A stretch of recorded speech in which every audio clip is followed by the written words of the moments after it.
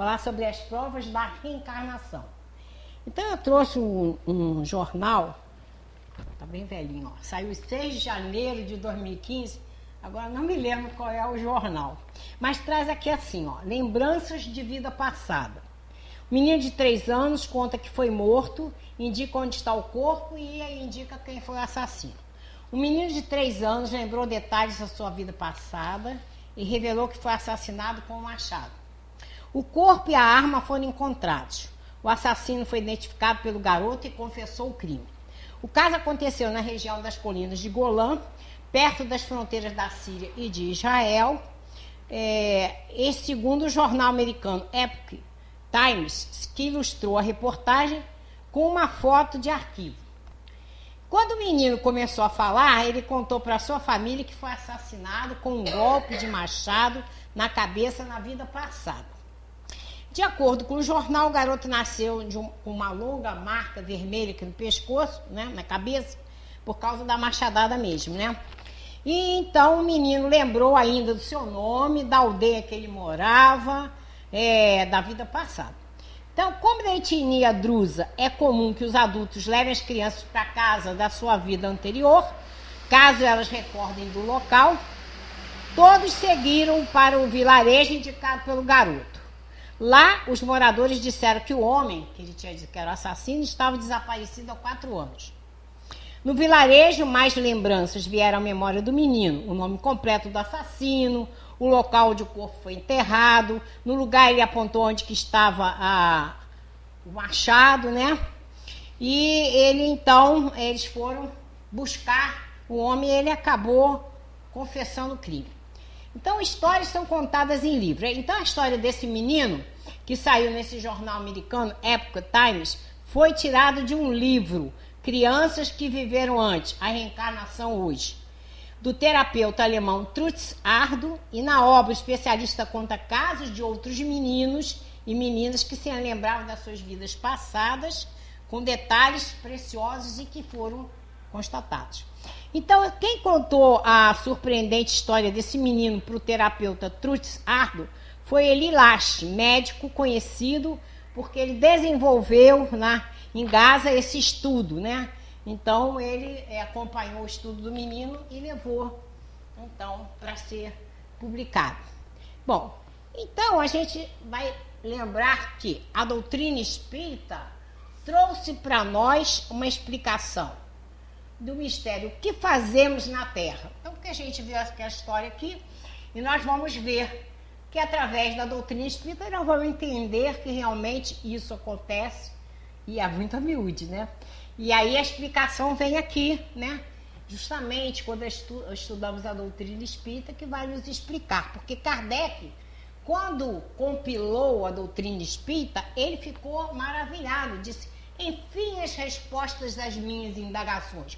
Porque todo homem, né, pensante, né, poderia pensar até a chegada da doutrina espírita: o que eu estou fazendo aqui? De onde eu vim? Para onde eu vou? Né? Então, a resposta veio através da doutrina espírita. Então, a gente sabe que quando a gente encarna na Terra, né, a gente vai entender realmente, através da doutrina espírita, o que cabe a nós fazermos. E vamos lembrar o seguinte, que quando Jesus encarnou na Terra, a situação em que ele se encontrava, o homem, né, era naquele momento do olho por olho, né, dente por dente, e aí eles não tinham esse entendimento espiritual, né? E aí por isso que Jesus trouxe para o homem seus ensinamentos, e que a gente sabe que através de suas palavras ficou bem claro qual era o objetivo de Jesus: trazer o conhecimento para o homem do amor. Por isso ele disse: amar a Deus sobre todas as coisas e ao próximo como a si mesmo, né? Então a gente vai pensar como era difícil essa mensagem para ser entendida naquela época. Como eu disse, o homem vivendo da truculência, do olho por olho, dente por dente. E aí então Jesus viu que o homem ainda não estava amadurecido para que ele pudesse falar mais coisas, mas ele prometeu que mais adiante ele mandaria o Consolador, né, que explicaria tudo aquilo que ele trouxe de ensinamento, mas bem explicado. E a gente sabe que o Consolador prometido é a doutrina espírita, porque ela vai nos trazer dois importantes ensinamentos. Primeiro, somos imortais. Então a gente, através do estudo da doutrina espírita, a gente entende que somos imortais. Quando a gente tem esse entendimento, nós temos grandes possibilidades de não cometer o suicídio. Eu disse grandes possibilidades, porque infelizmente, muitas vezes, com todo o conhecimento que a gente tem pessoas que não estão orando nem vigiando, tendo conhecimento, elas podem sair pela porta do suicídio. E a outra coisa que é muito importante, saber que estamos sob a égide da lei da reencarnação. Então, com esse entendimento, a gente vai compreender realmente a justiça divina, né? Porque temos todas as respostas. E vamos entender, então, por que no meio de nós nascem pessoas cegas e outras que enxergam. Outras que são paralíticas, têm outros problemas e outras são perfeitas. Então, a gente sabe que nós temos vamos dizer assim, tá fugindo a palavra. Nós temos possibilidade de virmos outras vezes. Então, através desse conhecimento, a gente sabe que, de repente, na nossa frente se apresenta um problema que muitas vezes a gente vê, mas eu não fiz nada para que isso aconteça. Como está acontecendo na minha vida? Porque aí a gente vai lembrar que pode ser alguma coisa relacionada a vidas passadas, né? E a gente sabe uma coisa muito interessante que a doutrina nos explica. Nós sabemos que os filhos não pagam pelos pais e nem pelos avós. Então temos ciência que Deus não castiga, né? E nem erra, pois Ele é só amor e bondade e misericórdia. Então a explicação fica bem clara, né? Com o conhecimento da doutrina espírita, que estamos sob a lei da reencarnação. Tudo que nos acontece, se não temos uma resposta imediata, pode ter relação com vidas anteriores. E a gente sabe que estar com a possibilidade de reencarnar é por causa da misericórdia divina, né? Que Ele nos deixa vir quantas vezes necessitarmos para que a gente possa fazer um grande objetivo, cumprir um grande objetivo. O que é? Crescer espiritualmente. Para isso nós estamos reencarnados. Para que pouco a pouco, a gente sabe que já tivemos muitas e muitas reencarnações, cada um de nós, mas cada um está num estágio, cada um está num patamar, né? E que a gente então tem a possibilidade, estando reencarnado, para progredir espiritualmente. Chegar à angelitude, como diz a Joana de Ângeles, né? E a gente sabe que nós vamos ter uma perfeição relativa. Perfeito só Deus, né? Portanto, a cada reencarnação a gente vai aproveitar para o nosso burilamento, né? Passo a passo vamos progredindo. Porque a lei do progresso nos empurra para frente, né? Então, a gente sabe que Deus não tem pressa. Ele dá para nós a eternidade. Quem tem que ter pressa somos nós. E os Espíritos dizem que Deus já nos vê como seres angelicais. Só está esperando que cheguemos lá, né? Então, a gente que tem que ter pressa, porque a gente vai lembrar que já sabemos que o nosso planeta já está em mudança, né? De provas e expiações para a regeneração. Então, a escolha do joio e do trigo já está sendo feita, né? E a gente tem exemplo dos capelinos, né?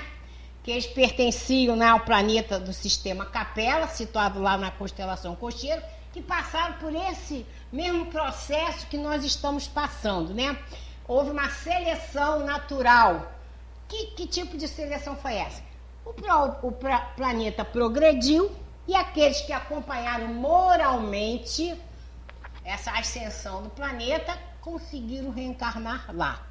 Aqueles que não conseguiram progredir moralmente, só materialmente, que seria considerado, entre aspas, o joio, né? Eles, então, não puderam reencarnar no planeta. Eles, então, foram para um planeta inferior. A gente lembra que Jesus nos disse que há várias moradas na casa do Pai. Nós vamos ter planetas do mesmo top da Terra, inferiores e superiores. E no caso dos capelinos, eles vieram para cá, quando ainda a gente estava no mundo primitivo. Não houve uma regressão espiritual, porque não existe isso. Tudo que você adquire, né, de conhecimento está registrado no seu perispírito. Então, o que aconteceu é que eles vieram à Terra e aí ajudaram a dar um grande impulso, né? Aí vão aparecer as grandes civilizações, aparece a escrita, né? Uma verdadeira revolução cultural, não moral. Então, a gente vai lembrar o seguinte: na realidade, quando existe isso, o exílio não é um castigo. Não é uma oportunidade de você ir a um outro planeta inferior e você colaborar com o seu conhecimento para fazer aquele planeta dar um impulso, que aconteceu com os capelinos aqui conosco, aqui no planeta Terra. Então, na realidade, nada se perde, tudo se transforma, como dizia Lavoisier, porque, na realidade, é um convite. Você não conseguiu acompanhar, mas você vai ser convidado para dar impulso a outro planeta inferior, que está tudo ligado à caridade, né? É a caridade de você ter oportunidade de ir a um planeta e ajudar o progresso daquele planeta. Então, agora é nossa vez. Nós estamos passando por esse processo, né? Nós, então, precisamos entender a importância de fazermos o que estamos fazendo agora. Estudar.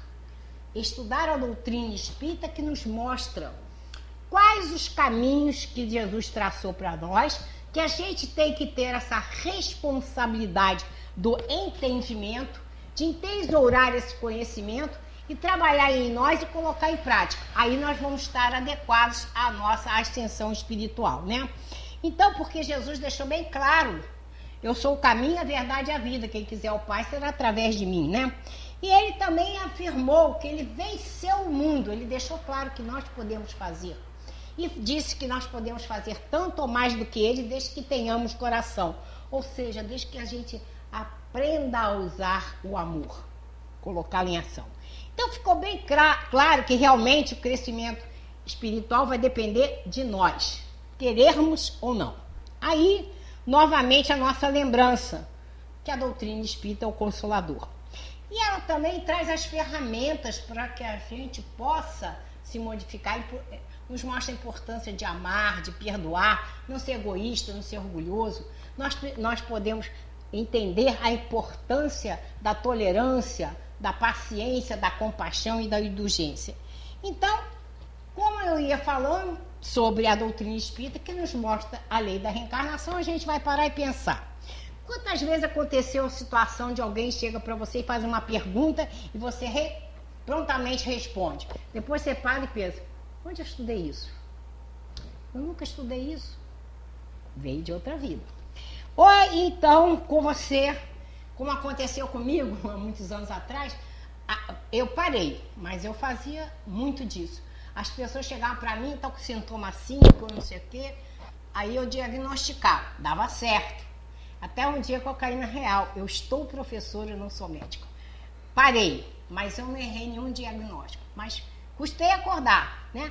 Então aí você vai: ué, como é que eu sei isso? Posso ter sido médica, enfermeira, posso ter vivenciado essa situação. Aí é essa a explicação, é de outra vida. Mesma coisa você, como aconteceu com a minha mãe. Minha mãe, adolescente, ela sentou em frente a uma máquina, nunca aprendeu, costurou e fez um vestido. Quantas outras pessoas fazem isso, né? E tem também aqui uma coisa que eu achei interessante. Há pouco tempo, falando com um amigo, a filha dele de 3 anos falou para ele: papai, você já foi pai da mamãe. Ele assustou, porque ele dava espírita. Então, como que a gente vai explicar as crianças com essa lembrança, como o caso dessa reportagem, né? E essas descrições são minuciosas. Então, eu vou lembrar aqui de um fato que aconteceu com um menino americano chamado James Leninger, né? E ele depois foi descoberto que em outra reencarnação ele foi tenente James McLeod Houston, que lutou na ilha de Iwo Jima durante a Segunda Guerra Mundial, né? Então o menino ganhou um avião da mãe, aí começou a mãe conversando, ele sabia tudo do avião. E aí o pai, a mãe, Bruce e Andrea Leninger, passaram a ficar vendo as coisas que o menino falava, né? Levaram o menino ao museu, né, lá em Dallas, ele começou a falar de coisas que eles não tinham condições de saber, né? Aí o garoto começou, depois que foi nesse museu, começou a ter uma série de pesadelos. E ele descrevia, né, que o piloto num avião que tinha um sol vermelho caiu e tinha morrido, não tinha sobrevivido. Bom, aí outro fato interessante, quando a mãe uma vez fez um bolo de carne para ele, ele falou assim, a primeira vez que ele comia, ele falou assim, bolo de carne eu não como desde o Natoma. Sorvete, a mesma coisa. Mas começou a estranhar, o pai foi então investigar que era essa embarcação. Ele viu que existiu na Tônima Bay, numa batalha de Iwo Jima, né? E que um tripulante, James Russell, tinha morrido naquela batalha, né? Aí ele foi pesquisar, encontrou a família dele, do tal que tinha morrido, né? A Anne Baron, que tinha 87 anos, e o primo, Bob Houston, com 74 anos. E aí começaram a conversar com o menino, porque o menino falava de outra vida, se confirmou, né? Então, e depois o pai levou ele lá no reencontro, né, daqueles antigos que faziam parte, né, do grupo do Natoma Bay, e ele reconheceu um deles, falou, como ele tá velho, não tinha 6 anos. Bom, isso é uma prova cabal de reencarnação. E a gente pode encontrar esse relato no livro A Alma Sobrevivente, a reencarnação de um piloto no combate da Segunda Guerra Mundial, que foi escrito pelo pai dele, Bruce Leninger. Bom, ele afirmou que escreveu esse livro para homenagear todos aqueles que fizeram parte dessa batalha. Então, James Russell, o avião dele foi abatido em 3 de março de 1945, era a 50ª missão e última, e ele desencarnou. E outro livro que conta isso aí é o livro A Volta. Inclusive, a Sueli Caldas Schubert, naquele programa Transição, que você me deu muitos deles, falou que recomendava que a gente lesse esse livro. Nós temos também uma palestrante aqui, que eu não vou citar o nome, muito conhecida. Ela contou uma vez que o filho dela é adolescente, descreveu toda a vida que ele teve no Meier, lá no Rio, né? Eu morei lá pertinho. Ele deu o nome dos pais, quem era babá, tudo. E aí o nosso amigo Simonetti foi lá e constatou tudo que o menino falou era verdade. Era uma lembrança de outra vida. Então, aonde a gente vai encontrar a explicação? Senão que já tivemos outras vidas. Allan Kardec afirmou que se conhece o verdadeiro bom espírita pelo esforço que ele faz para crescer espiritualmente. E nós vamos crescer espiritualmente com esses conhecimentos, buscando outros conhecimentos dentro da doutrina espírita, para a gente realmente ter condições de melhorar, né? Então é de hoje, né, que a gente vai vendo experiências mostrando a reencarnação. Por exemplo, nós temos aqui uma pesquisa científica, que às vezes não é nem bem aceita, mas eu vou citar o caso, né, do parapsicólogo, pesquisador de PhD, escritor Ramendra Nath Banerjee, que viveu de 1929 a 1985.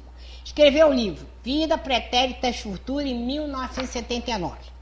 Ele fez pesquisa por 25 anos, relatou mais de 1.100 casos das pessoas, lembrava, ele tomava nota e teve condições de muitas delas verificar que eram verídicas. Bom, esses dados foram devidamente checados por ele, comprovando a reencarnação. As pessoas pesquisadas não foi só na Índia, mas em outros países também. Esteve aqui no Brasil, se encontrou com Chico Xavier na presença do Hernani Guimarães. Então Chico descreveu para ele a cidade de Jaipur, Nova Delhi. Ele ficou admirado, perguntando se o Chico tinha ido lá. O Chico não, foi em desdobramento, né? E aí ele descreveu tudo direitinho. E o Chico ainda contou para ele que participou de uma cerimônia de Mahatma. Ele imediatamente beijou a mão do Chico e disse: se você participou de uma cerimônia dessa, você era um Mahatma, né? Então ele é exemplo que a ciência e a espiritualidade podem caminhar juntos. Temos outro também, o professor Ian Stevenson, que teve um livro, 20 casos sugestivos de reencarnação. Então, essas recordações espontâneas, né, é que vão nos mostrar realmente que existe a reencarnação. Outro fato que vocês já devem ter visto, em 2006 saiu um filme, né, Minha Vida em Outra Vida, que é a vida da inglesa Jane Kukel, né? Então, ela nasceu em 1953, e aí começou lá em 1990, com mais ou menos 40 anos, recordar, ela sonhava de uma mulher com filhos que vivia em 1930, né? E ela sonhava com um marido muito violento, 4 filhos, e ela escutou um nome, era recorrente esses sonhos. Bom, e aí ela falou, bom, tanta coisa aconteceu, deve ter sido uma vida passada minha, e resolveu pesquisar, né? Então ela foi fazer essa pesquisa, né? Porque ela fazia assim desenhos desde criancinha, fazia assim, aí desenhava uma igreja, os desenhos também eram recorrentes, eram sempre os mesmos desenhos. Aí ela falou, deve ser uma vida passada minha, e foi então pesquisar. E ela falou, antes de começar a pesquisa, ela disse assim, eu tinha necessidade de saber dos meus filhos da vida passada, se estavam bem, e não poderia estar tranquila sem esclarecer o fato. E lá foi ela, num observatório, lá no norte de Dublin, na Irlanda, e ela ficou olhando o mapa e de repente ela falou, é aqui. Aí o filho e a mãe acompanharam ela lá, e aí ela tinha um nome na cabeça. Aí foi lá até a igreja, né? O padre ajudando, não sabia por quê, ajudando ela a pesquisar, porque as pessoas eram registradas nas igrejas, né? Não encontrou nada, aí ficou muito triste, falou, deve ter sido fantasia da minha cabeça. Aí a casa, né, em que ela lembrava, ela estava lá à frente da casa olhando, já com vontade de ir embora, falou, ficou frustrada, passa um velho marinheiro. E aí ela perguntou se não era a casa de uma mulher, ela deu um nome trocado. Ele, não, quem viveu aqui foi a Mary Sutton. Ela tinha 5 filhos, aí foi encaixando tudo. Aí o que eles voltaram na igreja? Aí na igreja ela descobriu o nome dos outros filhos, dos filhos todos, né? E aí fizeram o encontro dela com o filho. Ela 40 anos e o filho com 84 anos. Estão os dois sentados lá no banco de jardim, e ela vira para ele e fala assim, sou sua mãe. Ele levantou e andava assim. Já não aguentava mais andar em pé, ela, né, ter 40 anos. Não, peraí, senta aqui que eu vou te contar uma coisa, que eu vou te provar que eu sou sua mãe. Você lembra uma vez que o pai dele fazia armadilhas para coelho? Você lembra uma vez que estava só eu e você fez uma armadilha, pegou um coelho, né? E aí você ficou tão apavorado com o sofrimento do coelho, olhou para mim desesperado, seu pai estava chegando, você olhou para mim, eu falei, a armadilha é sua, faça o que você quiser. Você soltou o coelho. Tá até rindo, gente, né? Aí ele acreditou que era a mãe dele. Aí ele contou para a mãe dele, porque quando ela estava indo para ter a última criança, a 5ª criança, ela sabia que ia morrer. Pediu a ele, 12 anos, tome conta dos seus irmãos, porque o pai era muito violento. Aí nesse momento ele chora muito, né? Pede perdão a ela, porque ele não conseguiu ficar com os filhos, com os irmãos. Ele colocou num asilo. E aí então, o que fez? Ela e ele foram procurar todos, pegaram o nome das crianças, foram procurar, eles reencontraram todos os irmãos. Esse filme é Minha Vida em Outra Vida, né? Depois, se alguém quiser, a gente fala com o Renato, faça uma cópia, para vocês verem, é muito lindo. E porque no final aparece a família verdadeira, né? Então, a constatação da realidade que eles viveram. A BBC de Londres, estatal britânica, ajudou na pesquisa e ela teve a oportunidade de reencontrar com todos os filhos, né? Tudo com 80, 70 e tantos anos. E ela, então, se reencontrou com os filhos, né? E depois ela continuou, né? Nos outros anos sempre ia ao encontro dos filhos. Bom, e aí quando eles foram colocar os filhos e ela para fazer pesquisa, tudo que ela falava batia com a recordação dos meninos, né? E eles falaram que ela era muito parecida com a mãe, né? De 1930. Então, essa história é muito interessante, porque ela é verídica. Muita gente viu e achou que era ficção, né? Então, como a gente sabe, o espírito é criado por Deus sem nenhuma evolução, sendo através das diversas reencarnações, né, neste mundo ou em outros, que ele vai poder progredir e conquistar a angelitude. Essa perfeição, mesmo atingida por Jesus, será também alcançada por nós. Um dia nós chegaremos lá. Essa é a nossa grande esperança em Deus. Bom, então vamos falar de outro fato que nos mostra que realmente existe a reencarnação, que falar das crianças prodígios. Então eu peguei aqui uma série de gênios da música, né, que todo mundo conhece, para a gente constatar isso aí. Mozart, com 4 anos de idade, executou uma sonata. Sua faculdade musical se desenvolveu tão esplendidamente e rapidamente que aos 11 anos ele já compôs 2 pequenas óperas. Mozart, além dele, Gabriel Delany escreveu um livro, A Reencarnação, que traz elencado vários outros gênios, como Beethoven, que aos 10 anos se distinguia por seu notável talento de executante. Foi considerado o deus da música. Paganini, outro gênio precoce, né, violinista que com 9 anos foi aplaudido em Gênova. Liszt, maravilhoso virtuoso, desde pequeno. Ele escreveu com 14 anos uma ópera. Meyerbeer, aos 6 anos, possuía talento para dar concertos. Bom, Rubinstein, também trazido da Rússia para Paris com 11 anos, ele já tinha admiração universal. Mas o mais interessante é o Pepito Ariola. 3 anos e meio ele tocava e improvisava várias áreas. Diz Delany que teve o prazer de conhecê-lo e levou ele ao Congresso de Psicologia no ano de 1900. Interessante que o professor Charles Richer publicou esse caso, ele estudou, né, e viu que ele tinha se apresentado para os reis da Espanha com 6 composições de sua autoria. 3 anos e meio. Tá? E é interessante que o Hermínio Miranda disse que nesse momento do encontro do Charles Richer com o Pepito Ariola, ele teve uma grande oportunidade de reconhecer que a reencarnação existia, mas ele não fez. Ele era um metapsíquico, né? É um homem muito instruído, médico fisiologista francês, teve a sua grande oportunidade com o encontro do Pepito Ariola de se render à reencarnação, mas não aproveitou a oportunidade, não estava na hora. Então, a gente vê como as crianças superdotadas também, não só na área musical, eu trouxe alguns também na área científica, física, matemáticos, literários. Pascal, desde criança mostrou gosto pelos estudos, principalmente a geometria. Com 13 anos ele descobriu 32 primeiras proposições de Euclides, que é difícil. Miguel Ângelo, com 8 anos, o mestre dele disse, não vou lhe ensinar mais nada. Já estava pronto, né?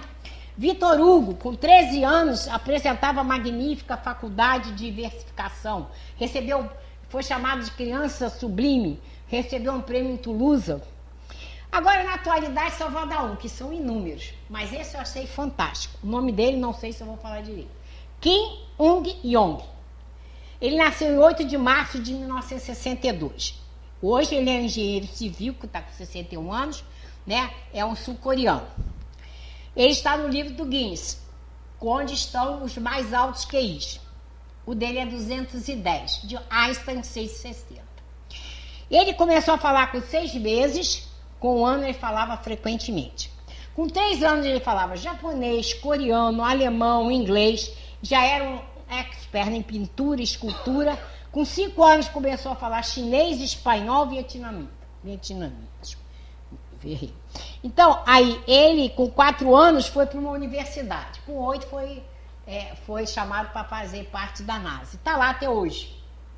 Então, sobre a origem desse fenômeno, existe uma tese de hereditariedade genética de cunho materialista. Nesse caso, os pais seriam responsáveis pela doação de genes que possibilitariam crianças superdotadas.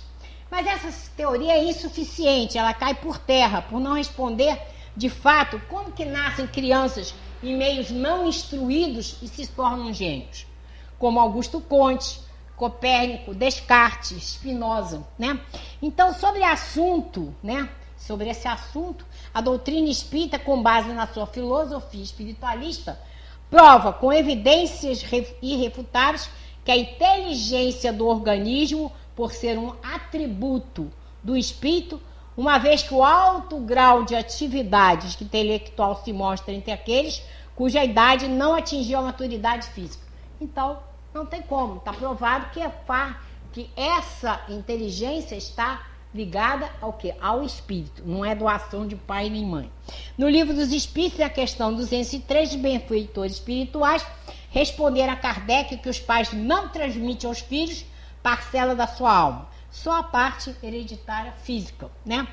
Então, portanto, a origem das faculdades extraordinárias do indivíduo, sem estudo prévio, é atributo do espírito que guarda lembranças do passado. Isso ocorre em razão de quê? Do progresso anterior adquiridos. Por exemplo, um pintor, para ele se tornar pintor, ele ganha várias reencarnações, crescendo daquele setor, até realmente explodir como um pintor, como um músico, né? Então, ao longo das reencarnações. Então, através da reencarnação que o espírito vai pouco a pouco progredindo naquilo que se dedicou. Aí eu vou trazer aqui um caso muito interessante, não sei se vocês já ouviram falar. Renato já deve ter ouvido, claro. É o caso de Santos Dumont. Chico Xavier chegou para Clóvis Tavares, que era um escritor psicográfico espírita, né?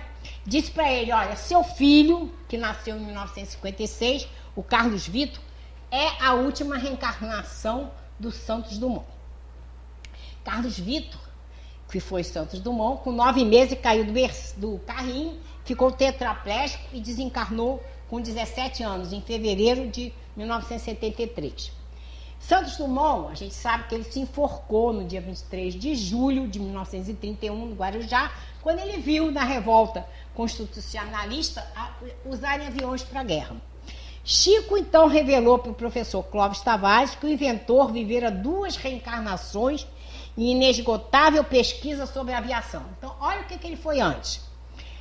Viveu como um padre brasileiro, Bartolomeu Lourenço de Gusmão, de 1685 a 1724. E foi também o balonista francês Joseph Montgolfier, que viveu de 1740 a 1810. E ainda disse o seguinte, ele não só viveu essas 2 vidas, mas ele foi Marco Polo e Cristóvão Colombo.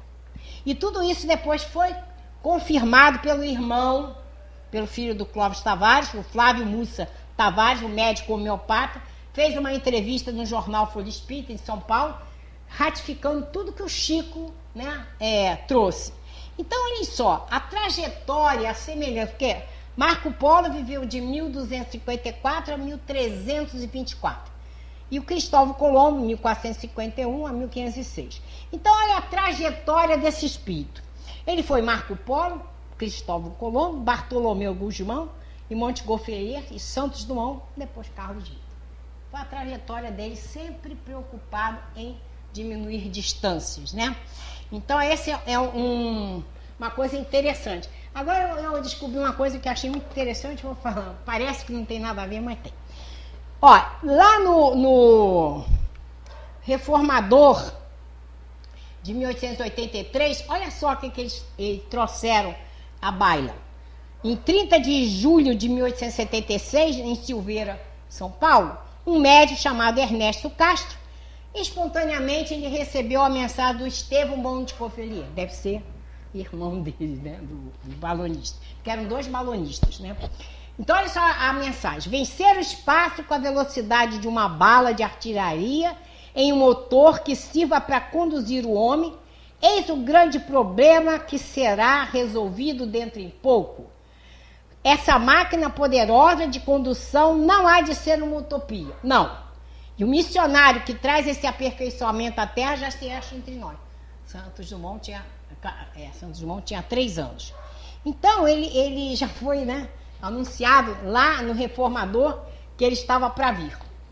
Então, é muito interessante isso aí, né? Então, a gente vai vendo que realmente há uma preocupação, né, dos espíritos mostrarem, né, que está tudo encadeado, é tudo...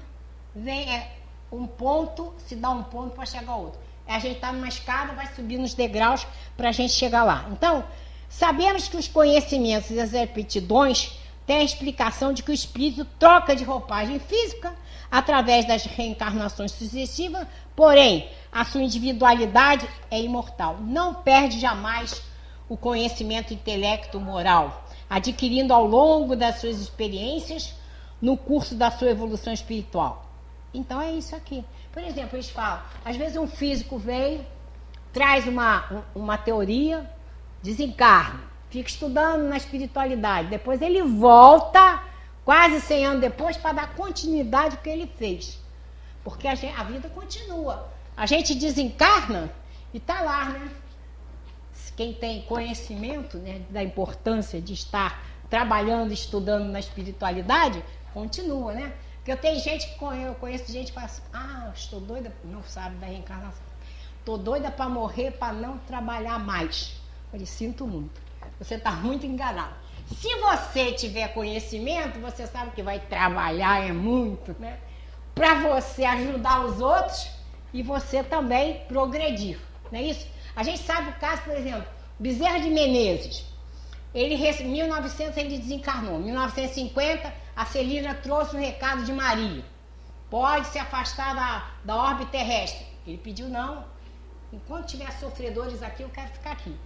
2000, fez 100 anos que ele morreu, que ele desencarnou.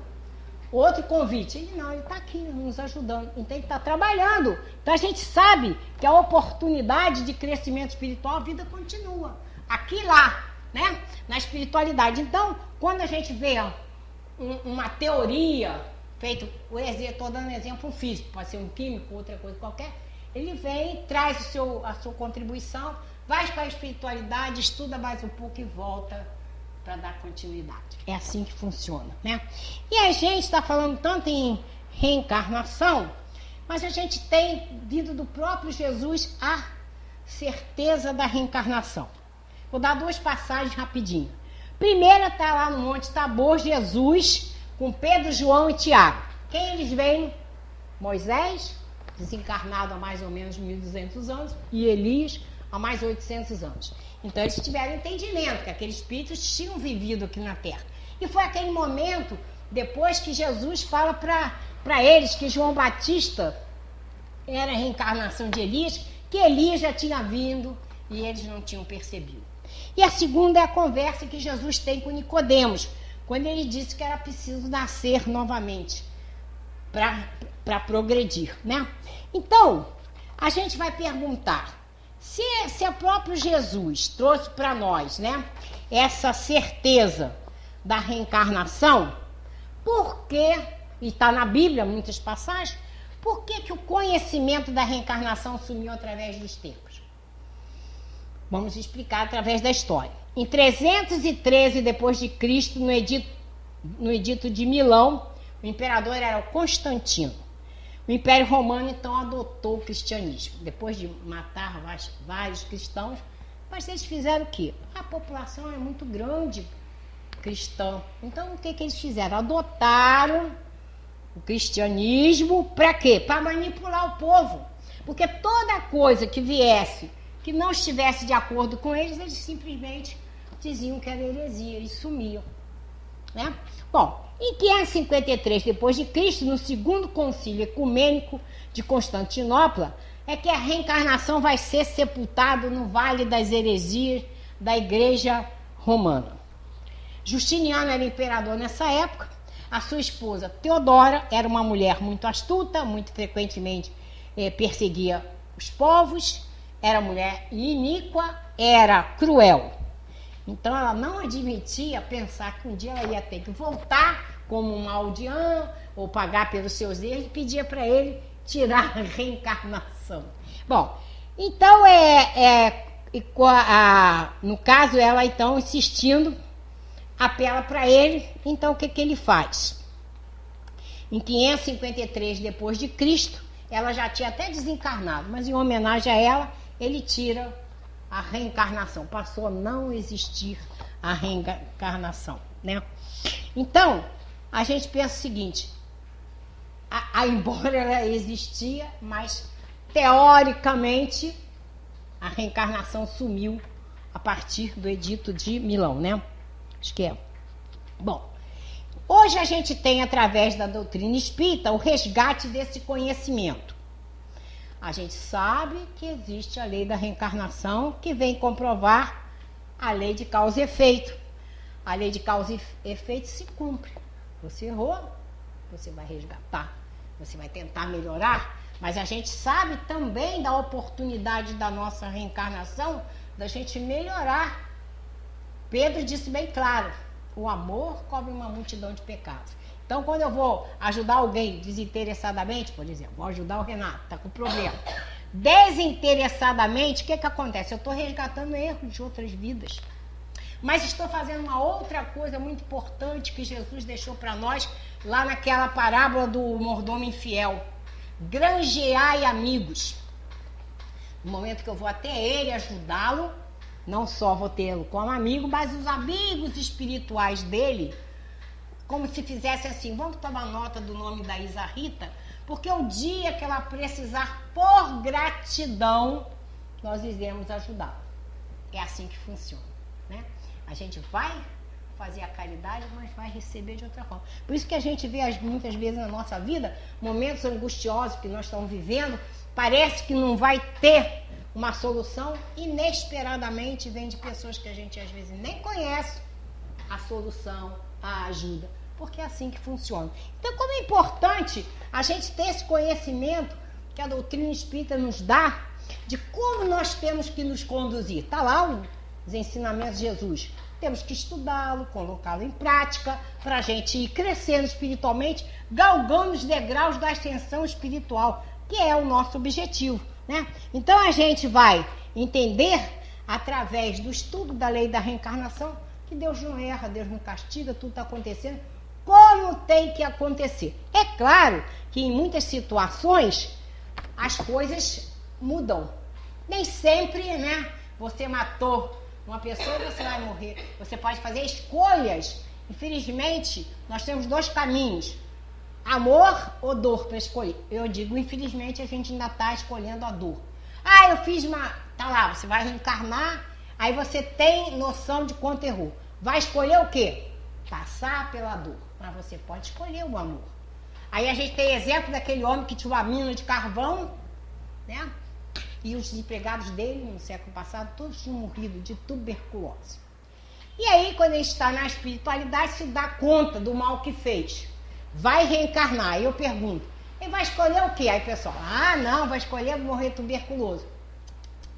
Escolheu vir pneumologista, salvou muitas vidas. Então, que a gente, eu falo para mim assim, eu espero que na próxima reencarnação eu tenha inteligência de escolher vir através do amor e não pela dor. E aí a gente vai entendendo que realmente existem motivos, se não são aparência agora, é por causa de vidas passadas. Então, outro ponto importante é lembrar que através da lei da reencarnação podemos progredir, pois os espíritos respondem a Allan Kardec na questão 117 do Livro dos Espíritos, que nascemos simples e ignorantes e evoluímos com as experiências. Na questão 607 do Livro dos Espíritos, eles informaram que na fase inicial o espírito passa por uma série de existências que precedem um período que nós chamamos de humanidade. É nessa questão 607, item A, que os instrutores espirituais elucidam que tudo na natureza se encadeia e tende para a unidade. Nesses setores, cuja totalidade estamos longe de conhecer, é que o princípio inteligente se elabora, individualiza pouco a pouco e se ensaia para a vida. E é nesse trabalho preparatório que o princípio inteligente sofre uma transformação e se torna espírito. Pelo que se depreende desses ensinos, o princípio inteligente, antes de passar à condição de espírito, ele vai estagiar nos reinos inferiores da natureza, mineral, vegetal e animal, adquirindo em cada um desses reinos um aprendizado longo e laborioso, né? E constante, contínuo, na esteira do tempo. Em suma, podemos resumir Tudo isso numa expressão do renomado filósofo espírita Leon Denis. O espírito dorme no mineral, sonha no vegetal, agita-se no animal e desperta no homem.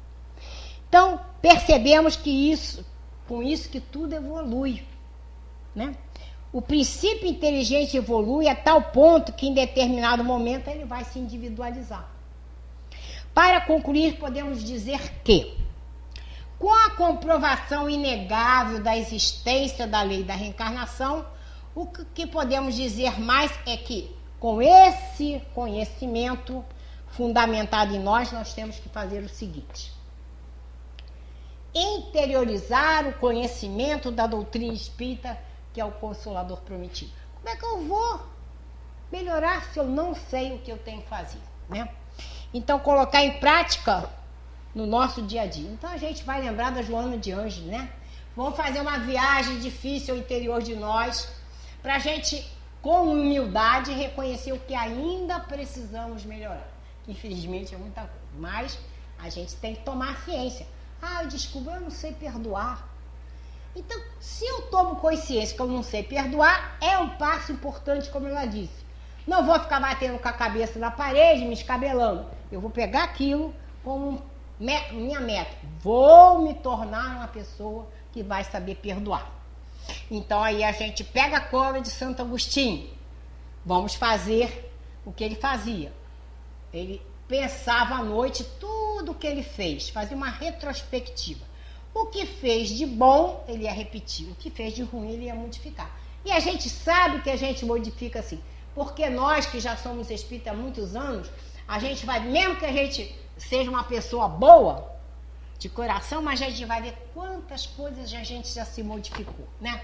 A gente é diferente, a gente vai tomando outra visão da vida, vai tomando, sabendo caminhar melhor, porque você tem um conhecimento. Então, quando você tem um conhecimento, é tudo de bom para que você possa se transformar numa pessoa melhor. Aproveitar a sua reencarnação, crescer espiritualmente. A gente bate nessa tecla. Esse é o nosso grande objetivo. A gente pode trabalhar para sobreviver, mas o trabalho primordial para nós é o nosso crescimento espiritual. E ele só vai se dar se nós quisermos, né? Porque tem uma passagem em que João perguntando para Jesus como ele deveria fazer a caridade. Aí Jesus traz uma série de coisas que devemos fazer para fazer a caridade. Aí depois João pergunta, mas como que eu vou fazer isso? Aí Jesus responde, com boa vontade. Se nós tivermos boa vontade conosco mesmo, nós vamos crescer espiritualmente. Nós vamos nos modificar, né? Então, é fazer a reforma íntima. Aproveitar para se modificar.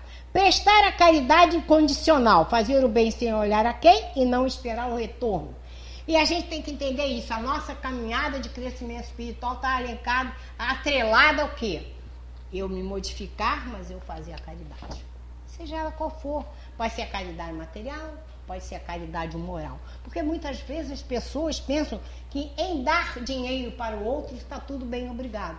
Mas existe ao outro lado a caridade moral que você pode fazer sem meter a mão no bolso.